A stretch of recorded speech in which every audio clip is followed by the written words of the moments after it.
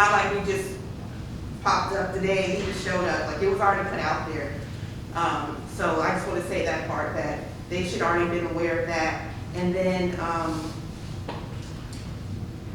I agree.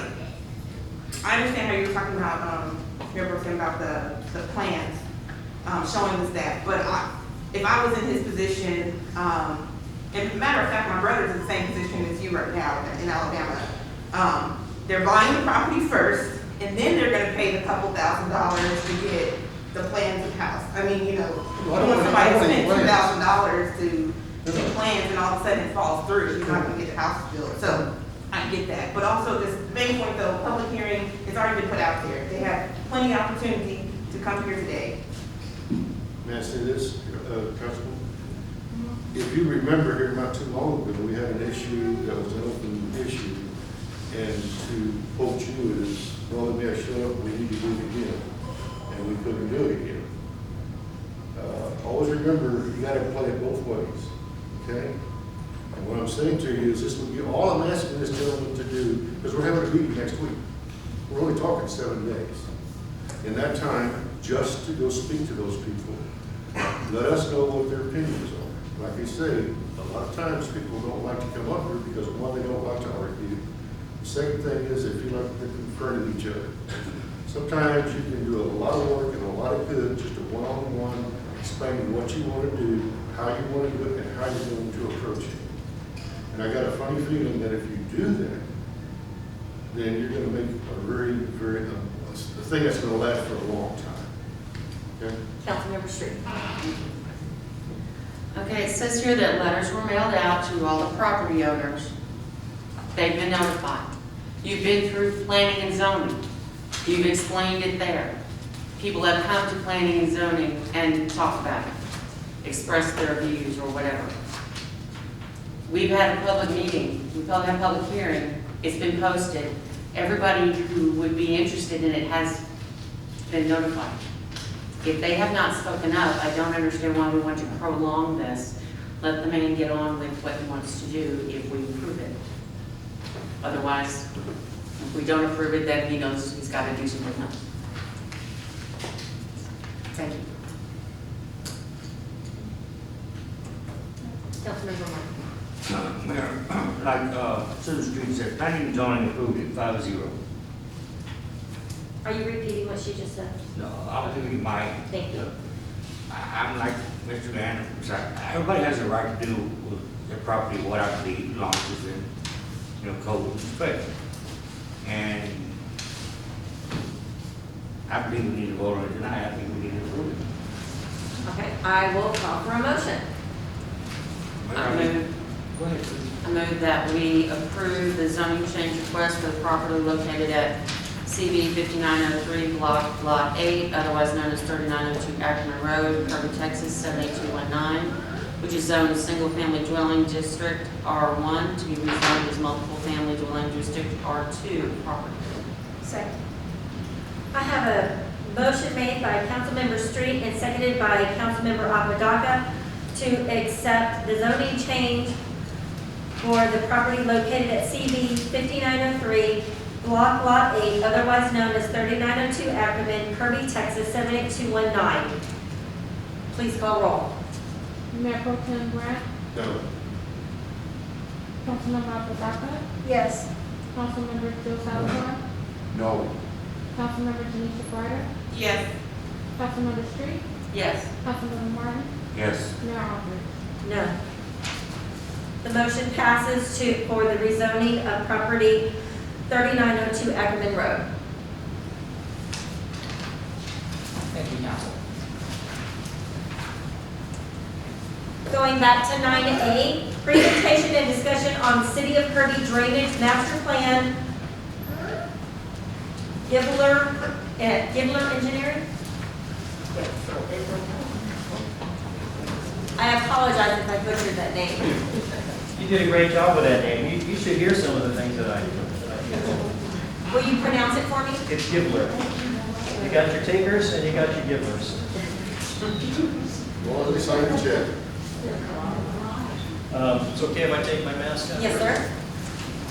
I'm David Gibbler. with Kibler Engineering, and we have taken a look at the drainage situation for the city of Kirby. And I guess we have a little presentation up there. Can you put it on presentation mode? Click on that little icon in the lower right corner, it looks like a screen. Almost there, a little to the left and up. Just to the right. Right there. That's so much better. Did you give him the clicker?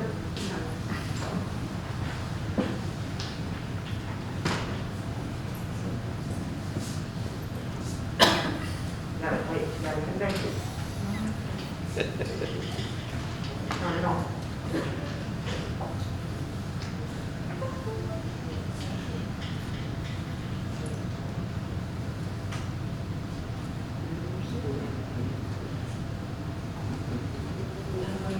Technical difficulties.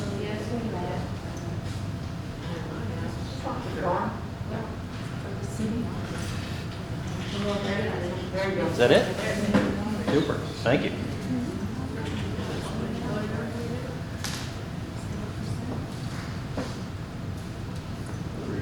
Oh, here we are again. Now, I don't know how to put it in presentation mode from here. Right. No, to the right. One more.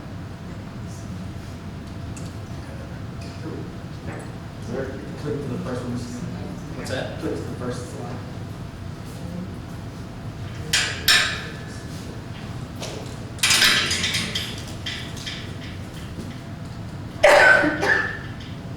Great, thanks. All right. I didn't do anything. There you go. All right, thank you. Well, anyway, I'm David Kibler with Kibler Engineering, and the city brought to our attention that there are issues with the drainage in the city. No. You noticed? There are at least three factors that come together to make drainage challenging here. Number one is you have pretty mild slopes in the area. You've got some areas with topography, but mostly it's almost as flat as a pancake.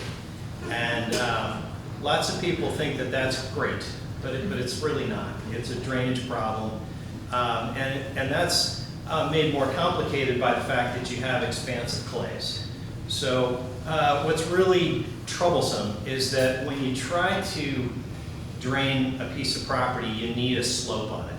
And when the land to begin with is flat, that means that you're probably working with mild slopes.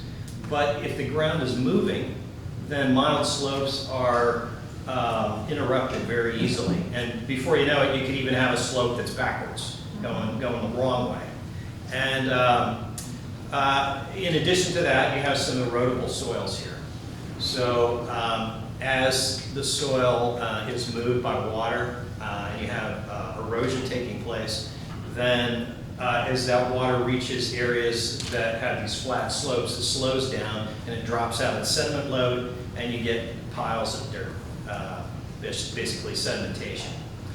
And the last thing that I want to mention is just kind of part of this recipe of trouble is that the city was incorporated in 1955, and a lot of the design that we see out here is kind of that era, 50s and 60s. And there was a different approach at that time.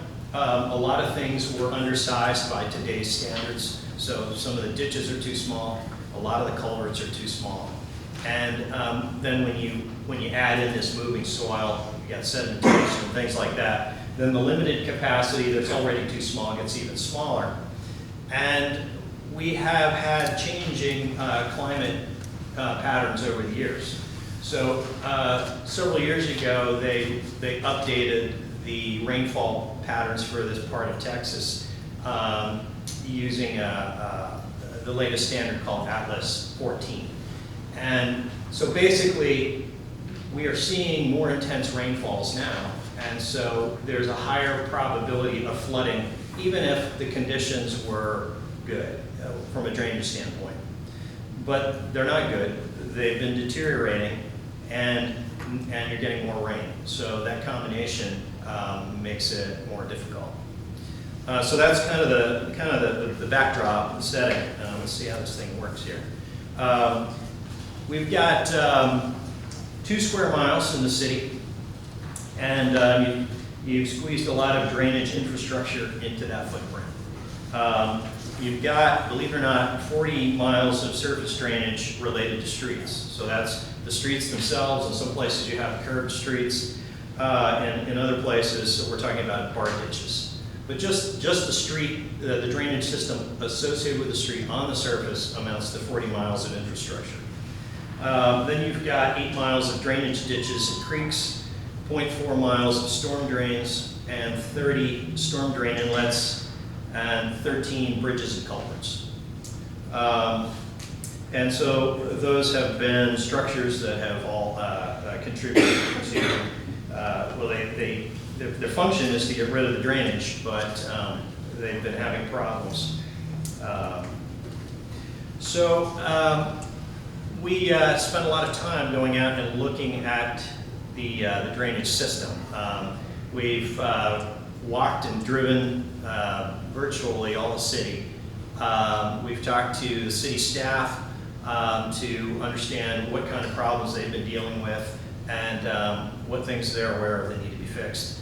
And we've had our own on-the-ground reviews. We've reviewed a lot of aerial photographs and did some online investigations just looking for issues related to flooding in the Kirby area. And then we measured a lot of structures. We measured all the culverts and bridge openings. And then we did a lot of capacity analysis. So we determined how much runoff occurs in different parts of the cities. I'll get to that in a minute. But we analyzed the capacities of various culverts and channels to find out what they're capable of passing.